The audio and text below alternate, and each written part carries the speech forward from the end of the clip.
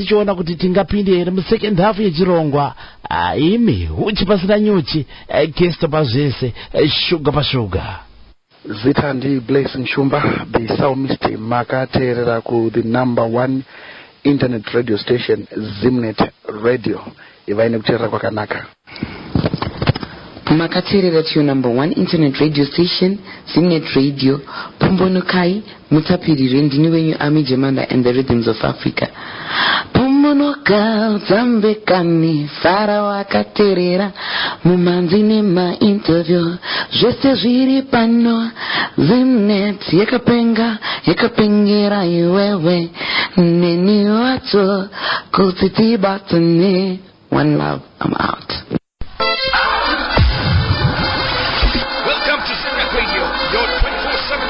Radio station, Zimnet in a flavor, Zimnet in danger, one time in a flavor, Zimnet Radio, Yakabaka.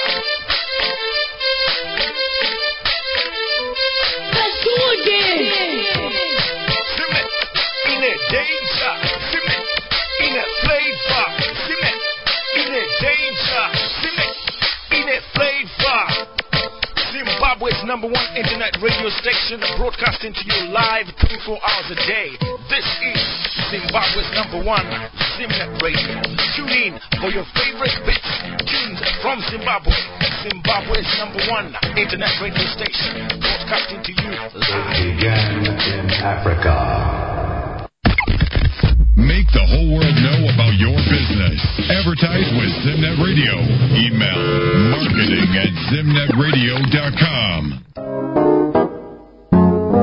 Mukoma Alex Dekete, dangati nawo pa Joburg pa South Africa. Mimi ndodaira maitiro sakanaka. Chirongwa chinechi rega ndikubatizei kuti vaimbi veZimbabwe our priority. Gospel nesungura tichiedza kusumudzana pachedu wana veZimbabwe. Zvimwe zviri kuitika isatizi mapoliticians ibaiso satizi mapoliticians sedu ndezvekusumudzana. Iwe agomana ivi ameno gore rino macheresi zedu takadai izvo vakomana. Saka rega ndikubatizei kuti muchikamu chechipiri chinedya ine magesti maviri zvakare, hatisi kumira. Ndakakubatizai kuti takumberi kunge homwe apron. Kune vanobika hapana vanombona apron yakaiswa kusera zviti apron homwe yachiri pamberi apa. Saka tatopamberi. Saka mukati mesecond half ine ndine 2 magesti zvakare. Kuitika ndezvekuti pachirongwa pachinechi chifaya kudai izi ndine vaimbi vekuZimbabwe mwanungu achitonditumira maWhatsApp, mukoma Mafaro ndikuda kupindawo pachirongwa. Saka ndaimboita vaimbi vekutsvaga, zvino ndinda kutotsvagiwa. Koyanga kepeko zvayo rikachipinde paalbum itsva album inonzi Resurrection chapter 1. Chikomana chinonzi Brian Warambo and Extra Force International kanonzi kwedu kumakomo kumatongo. Ine 2 weeks raburwa album irori ine 2 weeks. Chikomana chacho ichochi muchanga muri kuchinzwa pachirongo panapa. Akatondibata akati mukoma Mafaro ndine album rangu panapa zvakamira sei. Ndikataiwa tipe tirinzwe. Imi rekai rikanditore kambo kanonzi kwedu kumatongo kubva pa album itsva Resurrection chapter 1. Chikomana Brian Warambwa Extra Force International.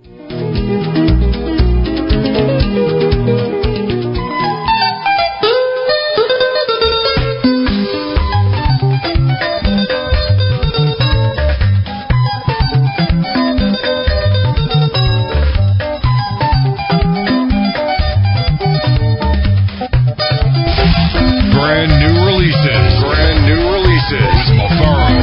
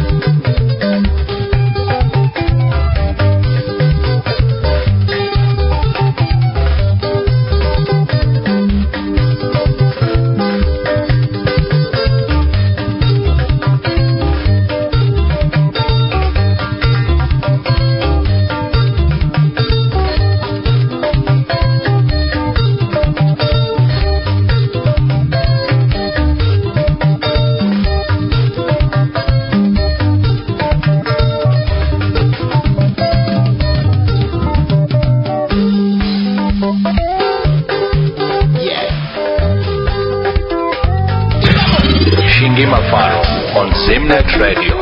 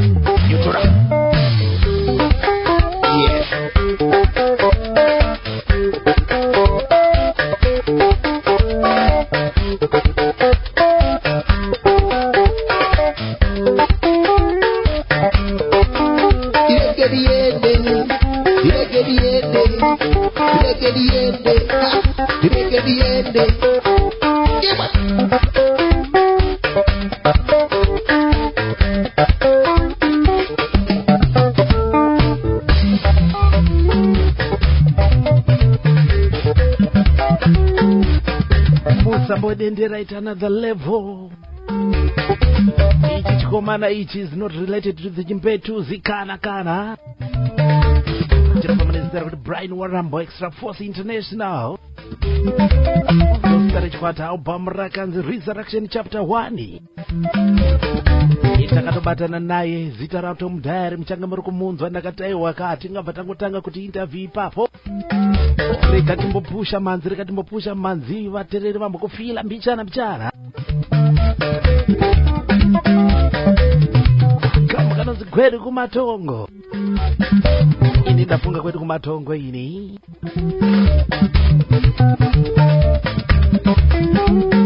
uri kutipiwa sei mutereri nazi ndokambo katapinda nako muchikamu chechipiri shuka pashuka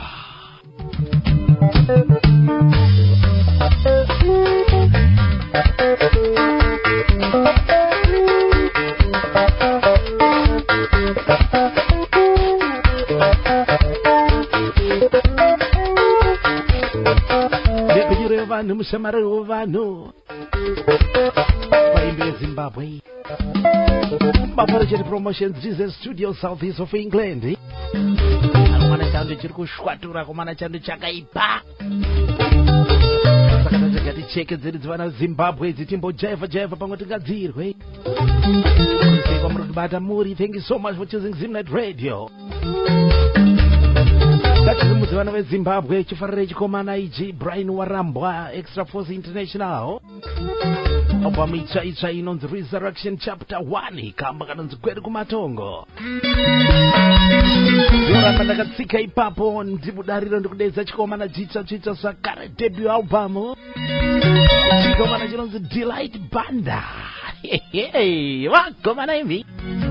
Kupapa album itsva inonzi Reload kamba kanonzi Majuda. Thank you so much. Huchi pasana nyoche.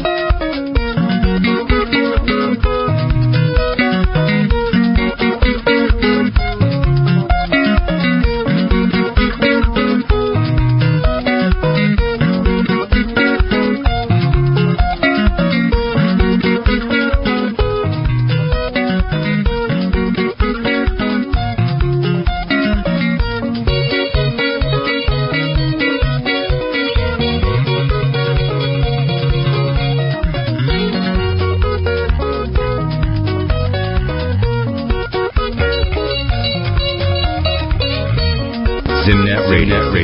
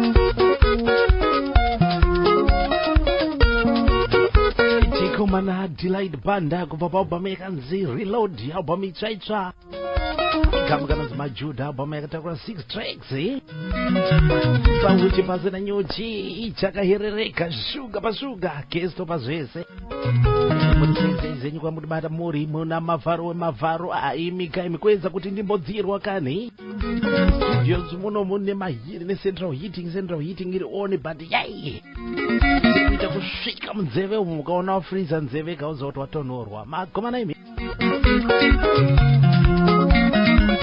chikomana icho chansanda chibata kuti ndione kuti ndingachiunze here timbotaura nacho panhepe nyuro. Asi munongoziva kandine team on the ground, ana DJ Sugar, ana mkoma Hector, ana Sabuk Dongi huko vachanga vachimhanya kunotinga mubate here. Kukaita kurudunura kusvina kusvika yapera, munonzwa mkoma chemist kuti aiwa toda mbokasvina. Kuti chino kaona kwakuita chekusvina uri kunyazopedzeredza kuti pe. Kusakanganwe ndine magesti maiviri zvakare chikamu chino. Tuomu artisti asi ndakangowapa zvangu time shoma. Ndenge chizowapa zvangu nguva shoma chete vari kuda kutaura nesu. Kutaura kwatiri. Kuti zvikuitika paZimbabwe mazuva ana wifi yajekerere yakuita kungasina irombe. Saka vazhinji vaimbi vamwe ndotonzwa chiti ngoma mafaro ndiri kukubata pachirongo live and clear ndakadaiwa ndozvozve. Kusumudzana vana veZimbabwe ndo zvinoratidza kuti kana taudza kuti tiri kukusumudzai diaspora. Inenge iripo vachitinzwa tichikwatura manzi paZimnet Radio. Ikaka huchi pasina nyuji chirongwa china tibude muZimbabwe. Kita landlocked jako kuvharirwa tindati jambe border. Kupinda kwa hauna Rama Magoni Kubaboba menonza nitikundisa Jehova kamba kanonzi muvengi muregeze ararame agoona kubudirira kwako munamatire ararame agoona munamatira muvengi kuti ararame aone makore akawandiza ekuti aone Mwari vachikuropafadza. Sabodiniwa nayo muvengi musi yakadaro. Sefa, wauya muroti Josefa, moyo muroti Sefa, wauya muroti Josefa, Josefa waidiwa na Mwari, wauya muroti Josefa, Josefa waidiwa na Mwari, wauya muroti Josefa. These beats are hot.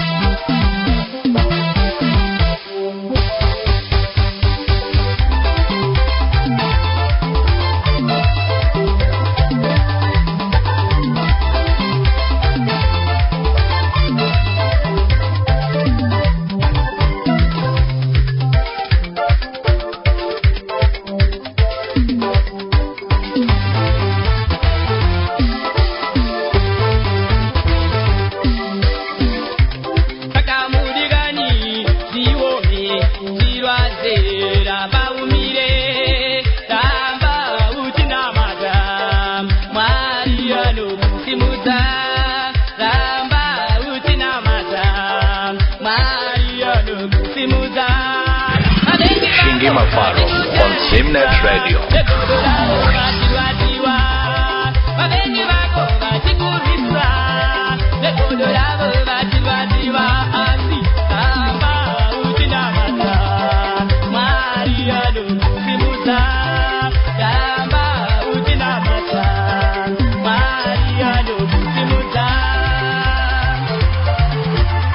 Soko rekuti simudza, isoko rekuti shingisa mukati mekuvengwa nevavengi. Mai Makoni kubuda ndipahauna kumanika lendi kwa mtare uko makadiko mai Makoni. Aumba mrine chensex aumba mrine nonzani tukundisa Jehova kama kanonzi muvengi. Kune vari kutaura mazwana yanzi ukarwadziwa nena upore. Kureva kuti ukandivenga kawapinda busy nekuti makomborero acho unongoona achingoti fashamu saka usatombondivenga. Iwe izondifarira nekuti kwandivenga ukupinda busy. Kuda ukuzoti madhira angu ndikuita seazi Mwari wedu inyasha ari kundiropafadza. Ngatifarire vaimbi veZimbabwe, mhanzi dzevana veZimbabwe, vaimbi vari kusumukira. Maproject promotions kukonzeresa.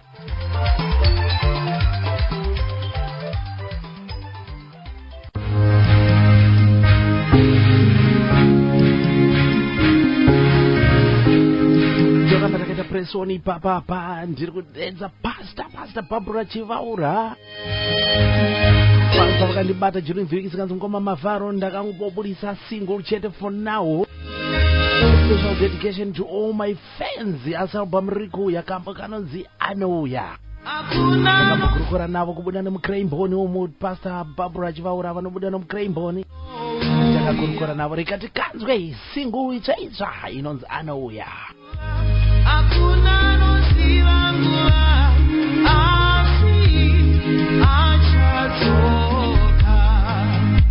Hakuna nosiva zuva, hakuna nosiva nguva asi arikuya. Hakuna nosiva zuva, hakuna nosiva nguva Ishe ano.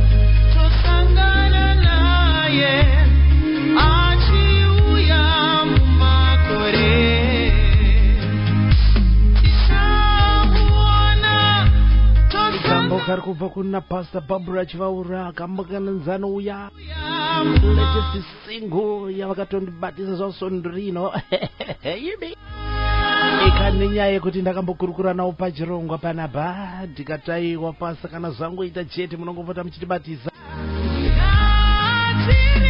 vataiwa Christmas present kune vatsigiri vavo vese kambakananzano uya izo aikona kuzoti handina kuudzwa ba kuti handina kungenda zidzo kuti ishe muchauya saka ndichitira mukadzi wangu Masimora House amene ikoko aiwa gaise vachauya kuzotora vachene vakatendeka vakachena pamwoyo vasingaite chipombwe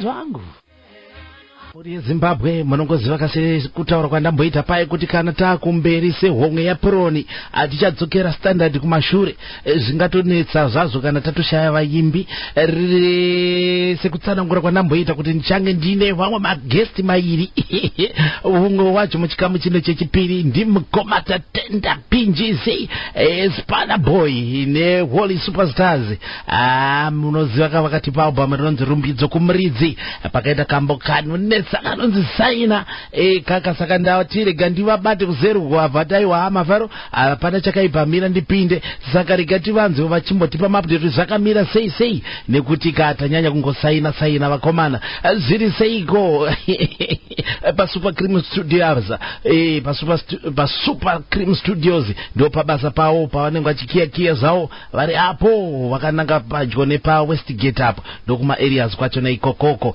right Mugomata Tenda Pinjisi kaka Spana Boy tipirei tinzwe zvakamira sei tibatisei updates kune zvitsva here zviri kuuya kana kuti zvakuda kutoburwa ameno zvakamira sei makadi muri Zimbabwe cheka this is Tenda Pinjisi Spana Boy ndinofara zvikuru nesupport yamuri kundipa iko zvinezvi ndati ndikutaurire zviri kuitika so far ndikuna mazhinji venyu vamwe vari kubvunza nezvealbum kuti album ramira sei uye zvealbum riri kuya rini tanzwa nekusaina toramba tichingosaina here gore rino asi rega ndikuvimbisei mhuri yeZimbabwe ndichiti album riri kuuya but so far iko zvinhu chakatimisa ndechekuti kune maadvisors mamwe akazongouyawo akatiti kuti song yako yakaenda stereki but wewe image yako yanga isati yasvika pathat level rakasvikawo song yako soko nezvi ndofunga takagadzira ndofunga mashows akati one day atiri kuita atinoda kuedza kupusha kuti zita image ichionekwe nevanhu vachitange kuziva kuti Tenda Pinjisi wacho ndeupi because vanhu vari kungoziva song but havazive muimbi wacho so gore rino iri tanga takati album riri kuuya ranga rinonzi Inguva Yenyasha but ranga chifanira kunge rakauya gore rino iri but so far harichauya gore rino iri mhuri yeZimbabwe ndoda kuti mupabatisise ndofunga next year by end of March rinenge rakuuya but handizokusiyei makadaro ndine makolabhu mamwe ndandida kuti ndikuitire kuti mupindewo muChristmas muchifara ndine one imwe yandiri kupromisai kuti soon iwo iri kuuya yandiri kuita namakingwazi but pane imwe zvekare yanandaita naMatthias Mere ndiri kushura kuti mhuri yeZimbabwe muchafara uye zveChristmas mufare asi album chairo riri kuuya by month end yaMarch ndichingoti rambai muchisapota rambai muchitsigira the Holy Super Sounds chikwata chiripo nongoti nezita raJesu Mwari akuchitirei zvakanaka support thank you to Shingima Faro cheers maita Jose Mugomata Tenda Pinjisi vanofamba nechikwata Holy Superstars vakatiburitsira album rinonzi Rumbidzo Kumuridzi mavanzoka vari kukurukura vakati pane zvidzva zviri kuuya nguva yenyasha takaitarisira album kana zvangoita chete mungoziva kuti tinobva tavadzosa pachirongwa kune vangade kuzivirira zvakanyanyisisa ndo vaye vanodedzera kuti kesto pazvese shuga pashuga DJ Sugar mukanza vachiti patinotanga chirongwa vakati DJ Sugar makadiko vatereri ndo DJ Sugar vachinaiva tinotamba tese saka kondozo zikabhora kumberi saka rika nditore kamba kanonzi Jerusalema kubva paalbum Rumbidzo Kumuridzi mukoma Chief Tenda Pinjisi vakomana imi kotoita zokuita seiko regai muone zvenyu gore rino meno vanomirira bhazi munzira yembeva ari uya kumeneko tapirirwa ine kambo Jerusalema kubva paalbum Rumbidzo Kumuridzi Mukoma Tatenda Pinjisi The Spana Boy Holy Superstars.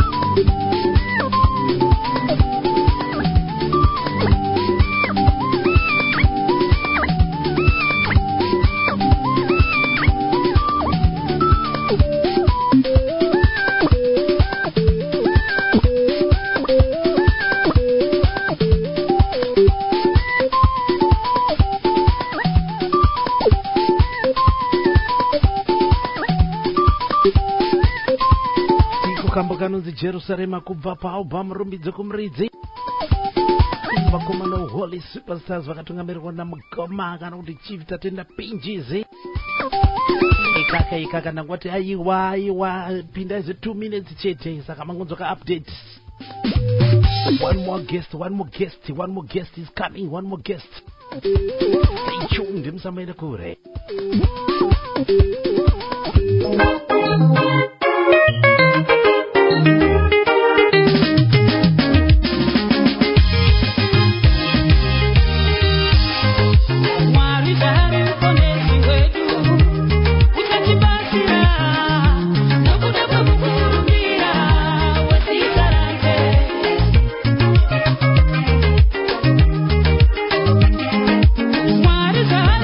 Ndakasendekera ndiri kumakomo ndopinda muna Aerodrome Road kuchikanga uko. Pastor Ellen Anderson kubva paalbum yakanzi Yesu Mwari. Kamba kanonzi Muponesi wedu. Ikatombosumudzirana tomboita uplift each other muzo Friday kudai izi. Kunetsa nhasi.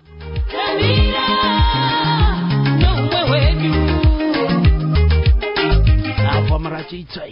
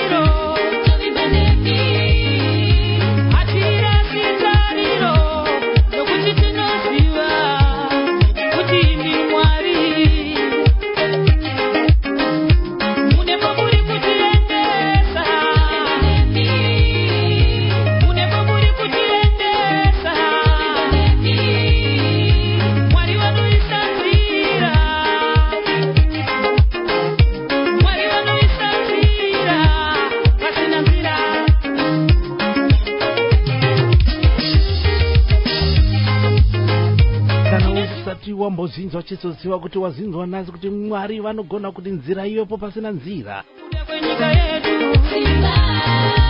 Kana uri muverengi wegwaro dzvene raMwari unoda kuyeuka pakayambuka vana veIsraeri gungwa dzvuku vachiteerwa nehondo yaFaro. Gungwa rakatsauka kuti tsau vana veIsraeri vakapfuura. Iko chipokutambudza nhasi muponesi wedu kuhamba karumba paObama anezi Mwari. Kudana muyara drum road iko chikanga kwa mudhare Pastor Ellen Anderson. Apo maratakura itricks atinete kutsvaga vaimbe Zimbabwe takambokurukura navo zakare live pachirongwa. Kana uchida show yacho enda papodcast kana kutsvaga paYouTube full show yandakanga ndikukurukura naPastor Ellen Anderson. Kanoita.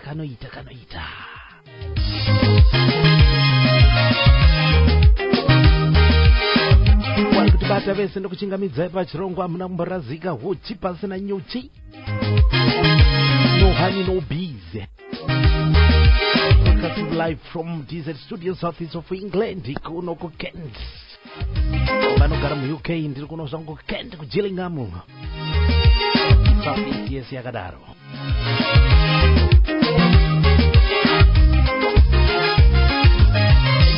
Chando kwa muriko koko. Agoni tiri kupura wena ndandizo kuti ndamwa makapu mangane tea so far. Ndinomwa isina sugar. Ya.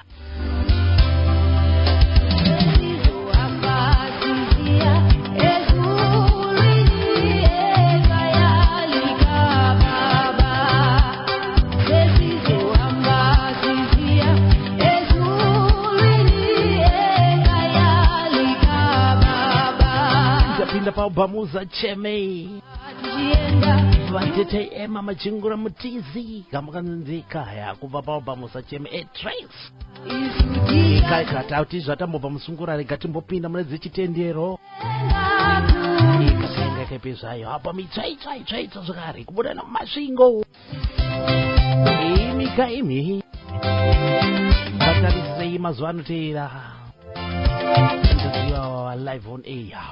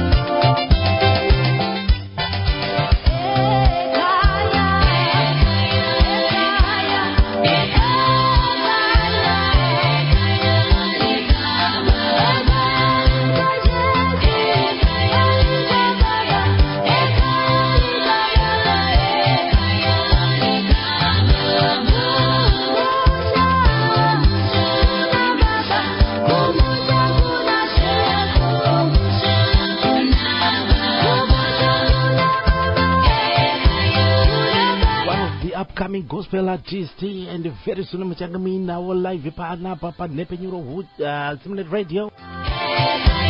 Wabata zangu TTM Machingura Matizi. Ekaya kuvapaba musa chemerene dregs. Toita sokudiniko vaimbi veZimbabwe kumuria Zimbabwe panepenyuro Zimbabwe. Thank you so much for choosing us. Kumberi kunge hongo yeproni. Hey, vakoma naimi. Sese vari kumabasa, vari kudzimba, vari kufamba nesu pamamobile app. Kaka kana uchikwanisa kudownloada Tune Up Radio unogona kuzotibata ipapo. Unofamba nesu muhongo, unofamba nesu muhongo pa Tune Up Radio. Mobile app yaunokwanisa kudownloada pafoni pako, then usearch for Zimnet Radio unotibata ipapo.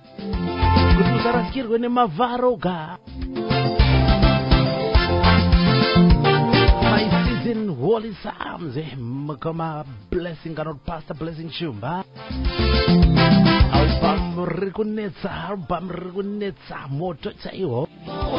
Latopa machansi pa Zimbabwe sana kamboona kama anozitarire chiripo. Iwe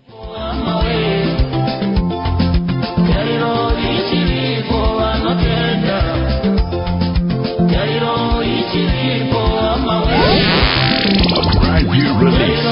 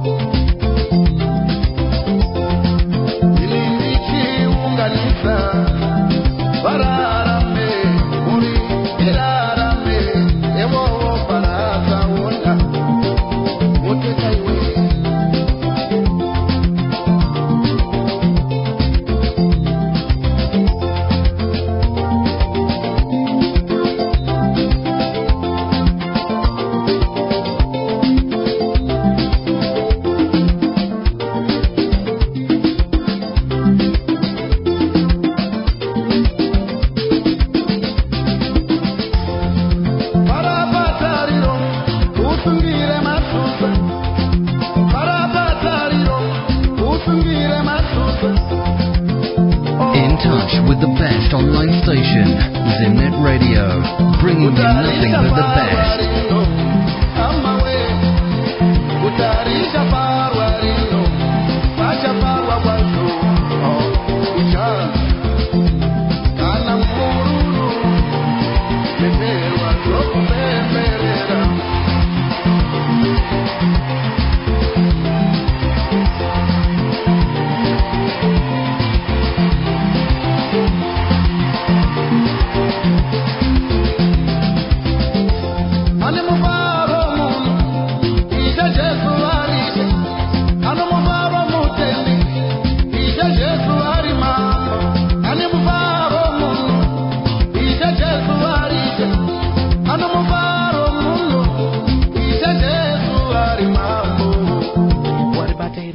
kubanza nemufaro munhu ise Jesu ari mambo upenyu hwake.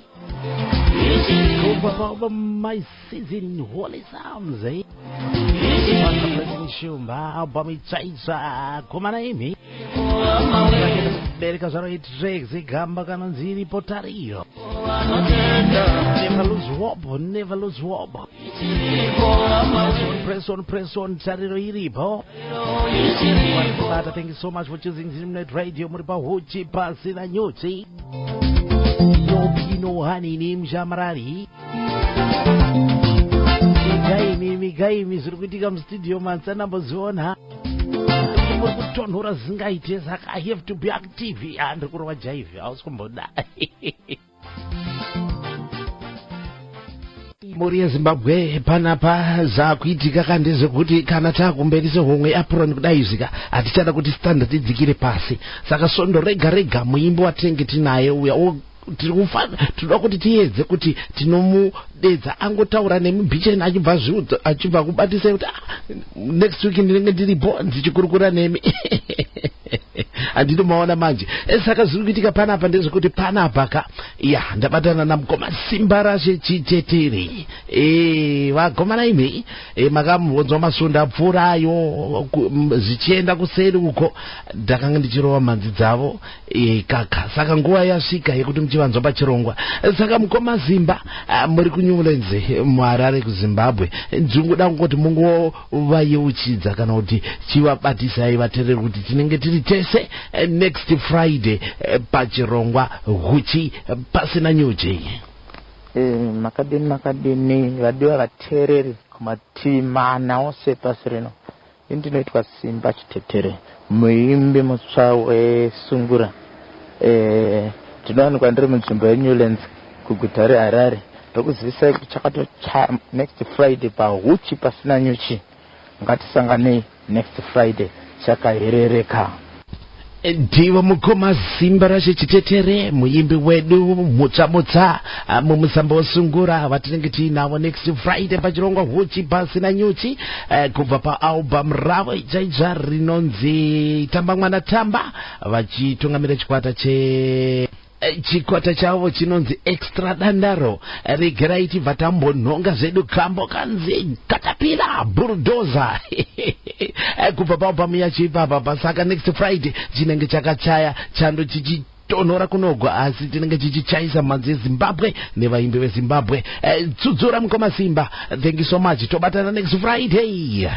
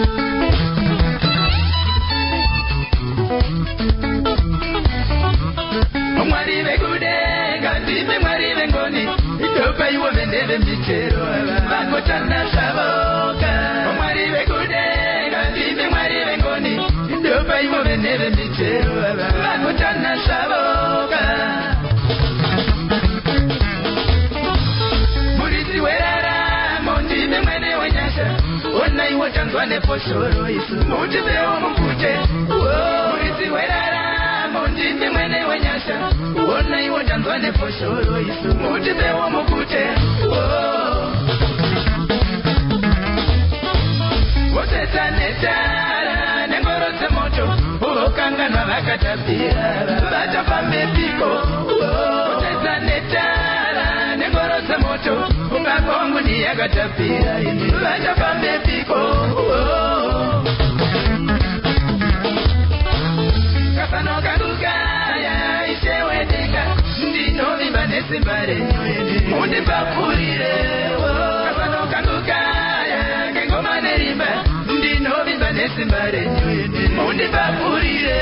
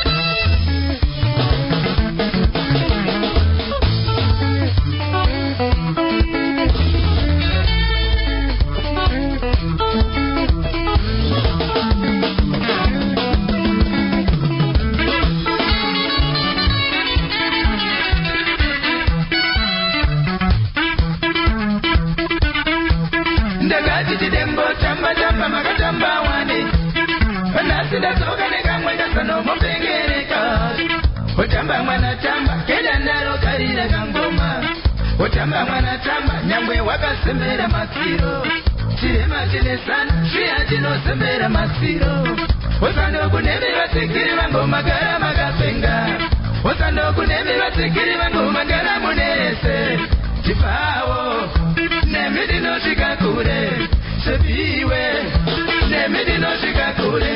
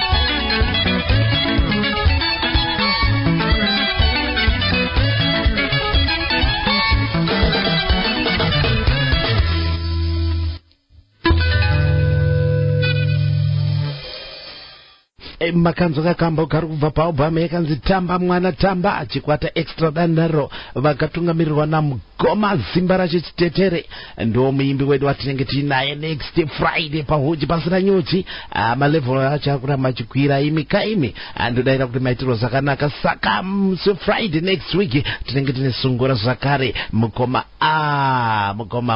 chitetere simba iwe huchi pasina nyuchi shuga pashuga kokufara zvedu kamhuri yeZimbabwe kusumudza vaimbi veZimbabwe mafaro chete promotions yokonzeresa zita racho mbiri yacho yatekeshera kunge korera vakomana imi kotoita zvekudini kozvedu kana gospel artists vanopinda futi vaimbi vegospel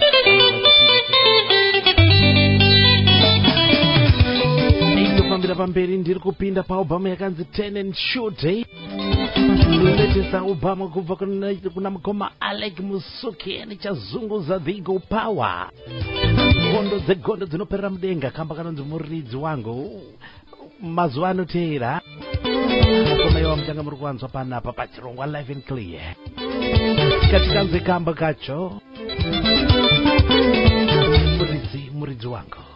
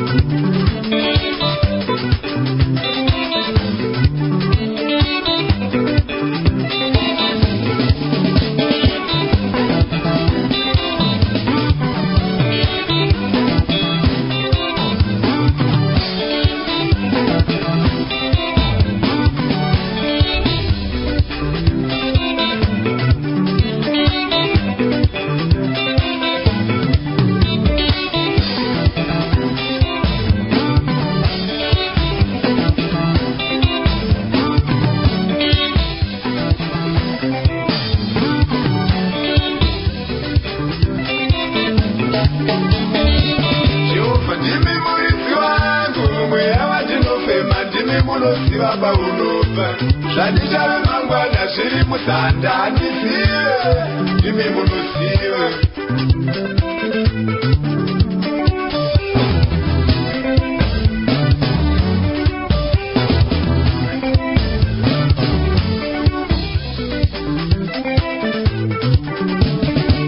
Jehovha ndimi muridzi wangu mweya wandinofema ndimi munoziva paunobva zvandichava mangwana zviri muzanda handizive ndimi munozive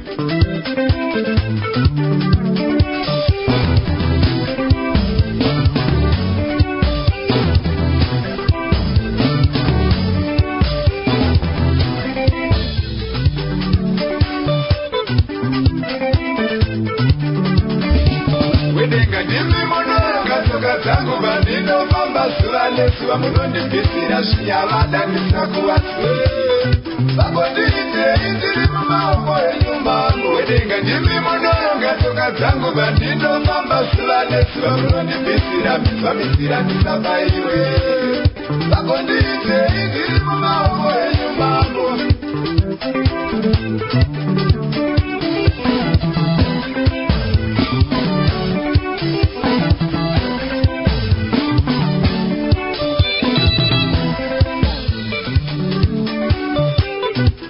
Makuswera mumakomo kuvimba usawirane katongo inendakamarembedza maoko makuswera mumakomo kuvimba usawirane katongo inendakamarembedza maoko makurara muzinzizi ndireze usawirane ezo chinongobata matatya makurara muzinzizi ndireze usawirane ezo chinongobata matatya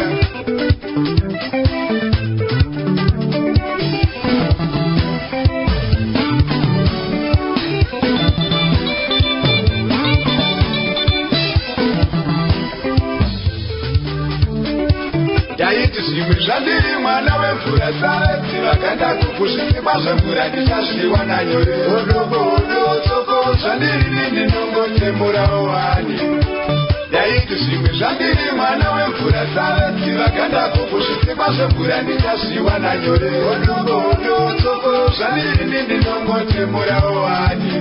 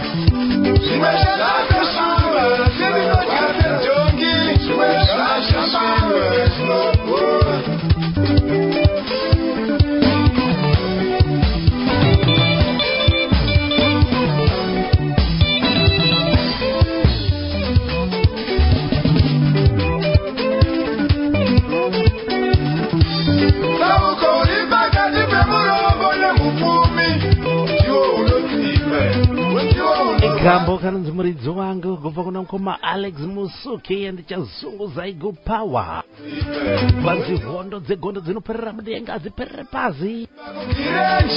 Ivava mukoma ivava takatobatana takatoronga kuti tichapinda rini pamhepo. Vakanga vachimborova nevamwe vaimbi vane mazita akati vakazoona kuti aiwa time inenge yakwana kuti vaite zvavo vega. Murakatakura 6 tracks akomana imi.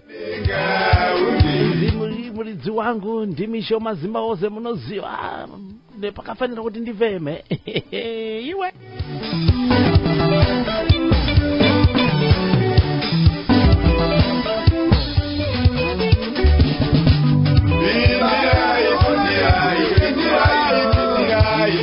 Kupamba nemabrrr dziri kubhisa takatosana kupera kwegore kudai izvi. Imiga imi havasi kumira vaimbi veZimbabwe, havasi kumira Pirates chibhebha nougazi havasi kumira. Tomusapota vaimbi veZimbabwe nekutsvaka maOG chete. Batana neni ndinokupa nhamba yemuimbi iyeyi komuniketa naye. Kutora mhanzi yacho direct kwaari nekuti vazhinji vaimbi paari ndo pane maCD yacho. Kuzama kuona kuti vangakundawo Pirates nePapi kana kuti vawanewo chekuuviri. Komana imi zviri sese wese vari kutibata. Thank you so much. Ndaburikidza zvangu matime zone ka. Mukoma Kemi nhasi vandipa allowed yacho. Tikadaita kupinda mumusha waMarias nhasi mukoma Kemi kuburikidza nebasa. Vakwanza kunge vari nesu pachirongwa saka ndamboti arika ndimbotsvina zvakadaro ndimbosvina. Sayo Friday inenge chiko inenge Wednesday. Kuimba kangu kuti maitirwa zvakanaka nako kamba ikaka chimwe chikomana zvichitsva zvakare. Kwangozama kupusha mhanzi dzawo kuti mufano dzifila nekuti vese they lined up for interview pa chirongwa panapa. Chikomana chinonzi Gaylord Hamura. Andi chikomana chakarova gitare chikapiwa bhakiti renyimbo dzekuba. Left hand caution kamba kanonzi regerero kubva paubhamu muriva munei. Album racho chikomana ichochi rega tinzwe nyaya yacho kuti ari kukumbira regerero ndianiko.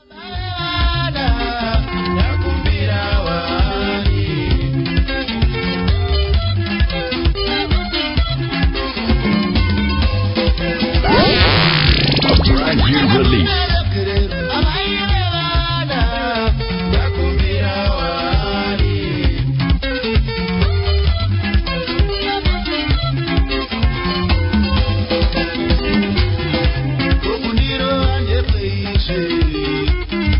Go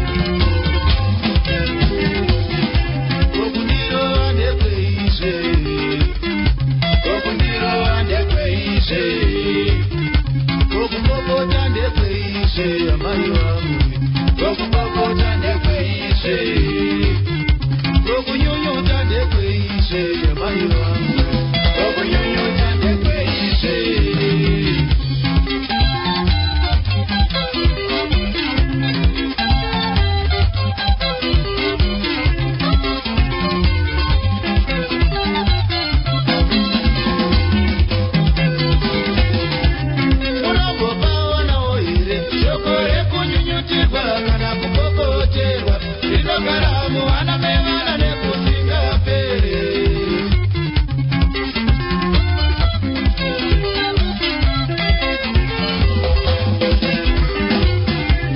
Tukumira ruyananiso kusimurawo hasha kuti tisaende kure kure kure kweupenyu.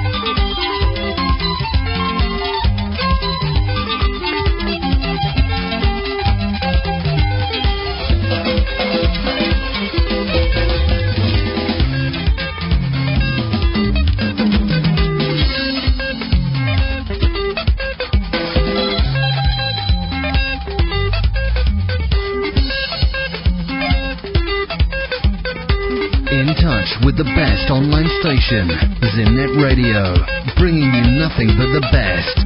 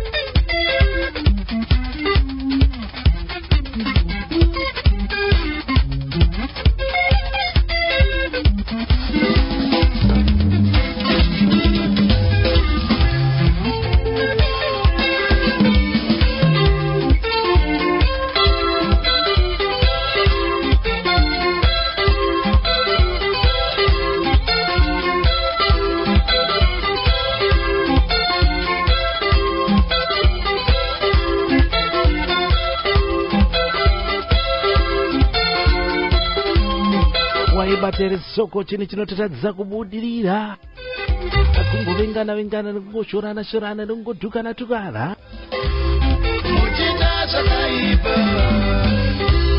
vana takatarisa muchita zvakaipa Magelo Damura. Left hand caution in the Black Hammer Boys, eh? Album itaisha inonzi muriwa munei vakomana dzimuchinda mumwe chete akapuwa bhakiti nyimbo dzekupiwa warova gitare vanhu vakatapiwa vakaita zvekutapirirwa kwakusvina mhanzi dzavo idzi kuti mudzinzwe nekuti very soon vachange vapo live pachirongwa vese vaisi vandarova vese mhanzi dzese dzandiri kurova idzi vaimbe vacho vese dza all lined up zvinoda kuti mumbotanga manzwa mhanzi dzavo katozopinda mukukurukura navo makudziziva mhanzi dzacho Bata, thank you so much for choosing Zimnet Radio. Sikapinda mwana wedu anataka taarifa hazina utimio. Sikapinda mwana wedu anataka taarifa hazina utimio. Sikapinda mwana wedu anataka taarifa hazina utimio. Matange eti manyaningo yapo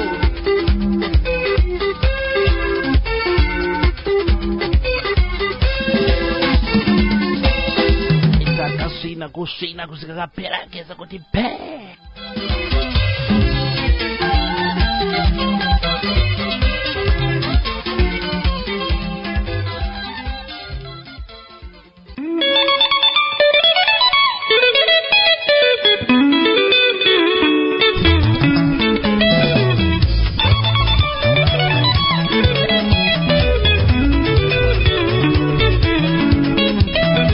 Paubame yakanzi zvasiyana sungura fast lived vakomana the Sky Limit Express vakatungamirirwa namukoma Senator Tichareva aiwe kamba kanonzi Vende varikuya mukoma Senator vana vasi kumira kani ndodzosera sungura panzvimbo payo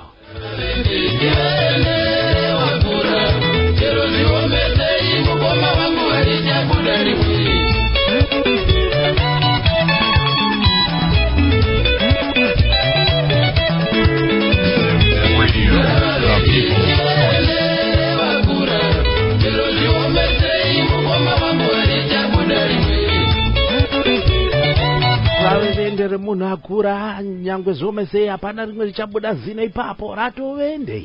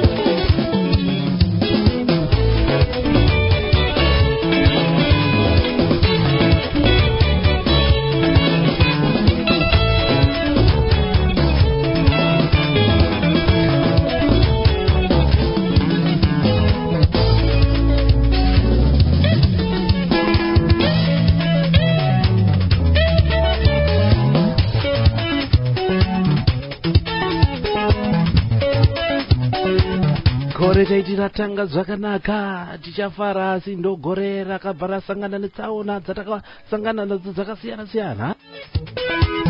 Gore ratakashaiwa mai wedu, gore rekuti Satani chinenge chakatanyarara. Rawende pachabuda rimwe kurukadona wende wakutoda kutozotsvaga regoridhe chairo ripo harichawanika. Popo michecha inonzi zvasiyana sungura facelift rasungura panzvimbo paye mukoma seneta tichareva nechikwata the Sky Limit Express album rechipiri patarizei kuvanzwa pachirongo pana pamasondo anotevera iwa ari kuteera.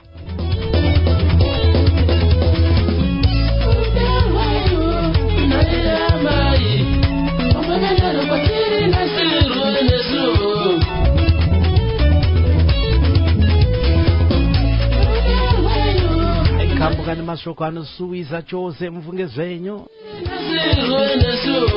Tinotanga magore vamwe tinotanga tine mahigh hopes azizhinji zvatinozosangana nazo mukati megore. Ineni patakutarisa kupera kwaro dzimwe dzenguva kune vamwe rinopera zvakashata. Ukaona hama yataramuka, hama yatungamira ratovenda, hapana chareplace ipapo. Thank you so much mukoma senator. Ikambakangu kopedzisera mukati mezuwa ranhasi. Kubva kuna mukoma tichaona mucheto watakanga kutaura nawo last Friday kibuda nomuzengeza 5 kuchitungwiza the chosen signs. Ikambo kanonzi chengetedza cheziya. Fachura. Kurasikirwa nacho nekuti. Kurasikirwa nacho nekuti. Imba yawaka nemari yako. Imba yawaka nemari yako. Audi kurasikirwa nayo nekuti. Audi kurasikirwa nayo nekuti.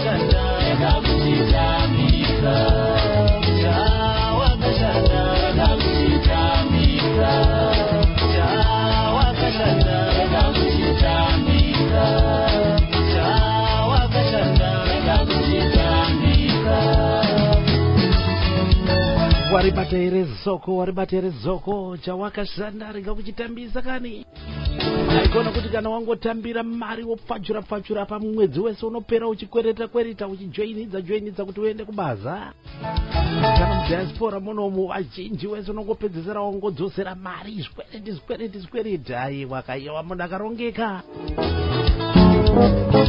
kanozichengetedza cheziya kubva kuno komatichaona muchetu watakange tinawo pachirongwa last Friday podcast pa YouTube asati tapinda za chirongwa chacho unokwanisa kuinzwa show yacho yese takakurukura navo kubva paubva ravo rinonzi Glory to God rine 8 tracks vachifamba nechikwata The Chosen Saints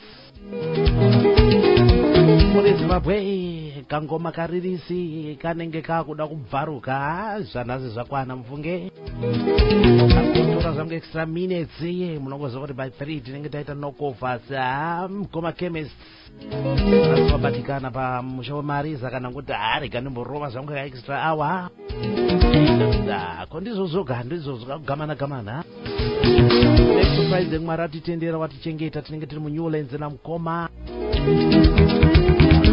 mara chichitetere vanofamba nechikwata extra dandaro album yavo inonzi tamba mwana tamba vakakambo kanonzi katapila bulldozer katarova asi masvonda furayata nedzimwe dzimbo dzatakati chirova kubva paalbum ravo vakadzira vakomana vese dzimbo dzandarova kupedzisira vese ava they're all lined up for the live interview pasina nyuchi nenyemwe mavharo. Thank you so much muri Zimbabwe.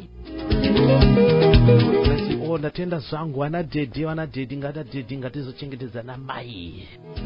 Ana mai ngatizochengetedza na dedi. Wakazoti imba mukadzi amene ndizvere asi ndofunga kuti imba vaviri. Muri Zimbabwe ko ndizozo kama viral infections mushamarara karika kufara nemamufare. Kufara kwangu kuwa nemi pachirongo mukati mezuva ranhasi. Thank you so much. God bless you all. Ndatenda zvangu zikuru. Watisa vana homework muitisa vana homework muchiverengera vana mabhuku vasati vaenda unorara. Bye